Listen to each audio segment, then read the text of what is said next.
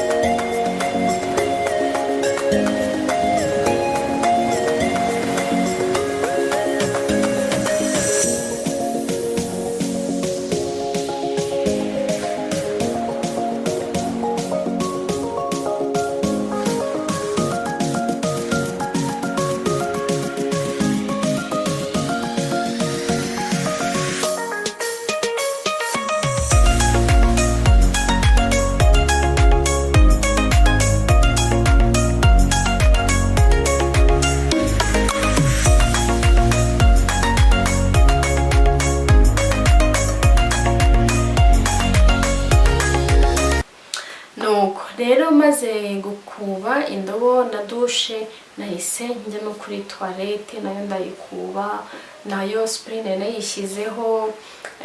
Hanyuma ndategereza ya minota, nuko ndakuba n'uburoso busanzwe. Nagije gukoresha uburoso busanzwe kiraho na kakogesho nkoresha hejuru. Hanyuma ndangije nkoresha na karoso nanone gatoya gafasha gukuramo imyanda iri hejuru, iri munsi aho buriya buroso bunini.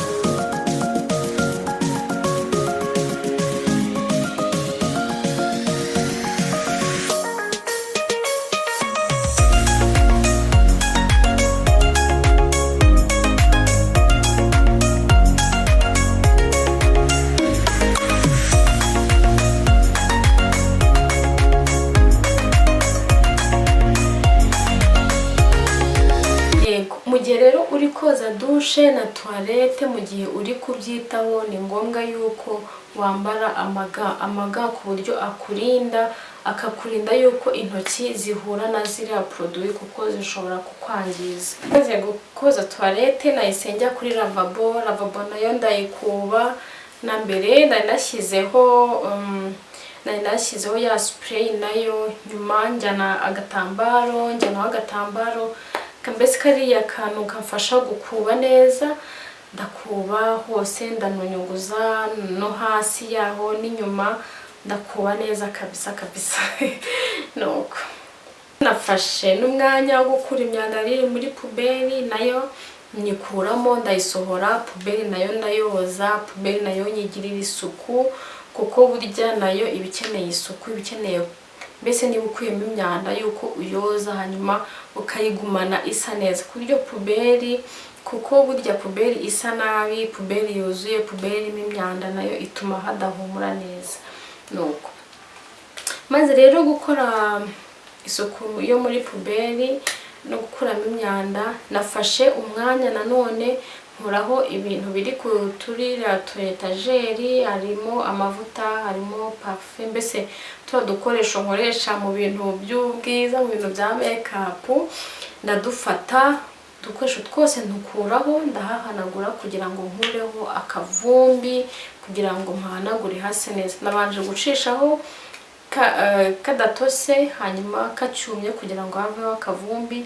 Hanyuma nyuma yaho nkoresha agatambaro gatose kugira ngo habe hasa neza. Na miroir rero ntabwo nayibagiwe, nayo nayikoze, nikorera isuku ndayihanagura. No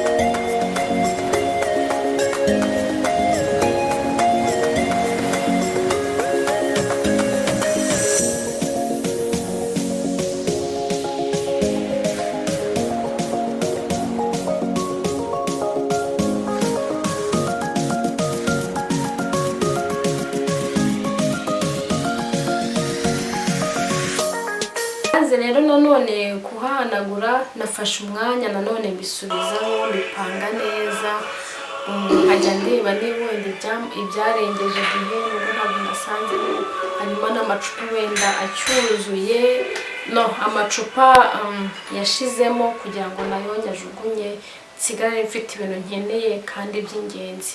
Burya rero ni byiza gukora agasuku nk'aka kuko bigufasha kugumana ibintu uzi, kugumana ibintu ukeneye, kugumana ibintu bifite ubuziranenge.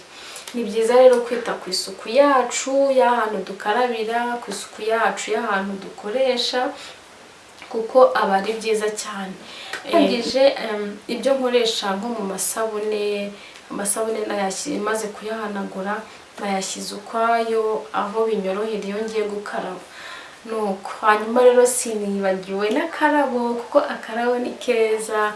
Iyo ugiye muri dushe ufata umwanya wawe, iyo ugiye muri dushe ufata umwanya, iyo ugiye muri toilette kwicara ureba utuntu dusa neza wumva hanahumura ntako bisa. Rwose murabona ko ari isuku yo muri dushe umva itagoye, iri simple, isaba gufata umwanya wawe ukavuga uti reka mbikore. Ntago wenda nari maze iminsi ntakora isuku iri deep, ariko noneho ukavuga uti reka mfata aka kanya mbyiteho mbigirire isuku uko bikwiye. Nuko nyuma yo gukora iyo suku yose yaho hose nakoropye, amazi yarari hasi ndakoropa umva bisanzwe nyine. Ndagije nkoresha rakerete ukwayo, nkoresha n'agatorosho ukwayo, ku buryo rwose dushe yanjye yasigaye isa neza, ifite isuku, mbese irimo utuntu dusa neza. Ngaho rero nguko rero ni byiza yuko twita ku isuku yacu ku buryo aho dusohoka dusa naho tuvuye. Yego rero ntabwo ari byiza yuko usohoka ahantu usa neza ariko ukahasiga hasa nabi. Hari n'igihe wenda umuntu ashobora kuza bikaba ngombwa ko umutiza dushe yawe cyangwa toilette yawe. Rero iyo umuntu akubwira ati wenda ngiye kwinjiramo ugatangira ukavuga uti uretse gatoya, uretse ukagenda ugakoropa, ntabwo ari byiza. Ni byiza yuko iby'ingenzi bigufata umwanya ubikora ufite umwanya, hanyuma ibindi ukazagenda ucishaho gake gake, kuko rwose nabonye yuko no gukoresha iriya spray dushe imara icyumweru isa neza, ku buryo bazi gukaraba ukamena aho utuzi imyanda igenda, ubundi ugasigara ubona ugira ngo wayikoropye uwo munsi. Rero umva twungurana ibitekerezo, duhana ibitekerezo, twungurana inama, icyo nzi nkwereke, icyo uzi unyereke cyatugirira akamaro. Hanyuma rero dufatanye gusa neza, kuba ahantu hasa neza, gukora isuku muri rusange. Rero niba utarakora subscribe uyikore, ukore like, ukore share, hanyuma tugumane ku Mubyeyi magazine. Murakoze cyane, nawe utaha. Bye.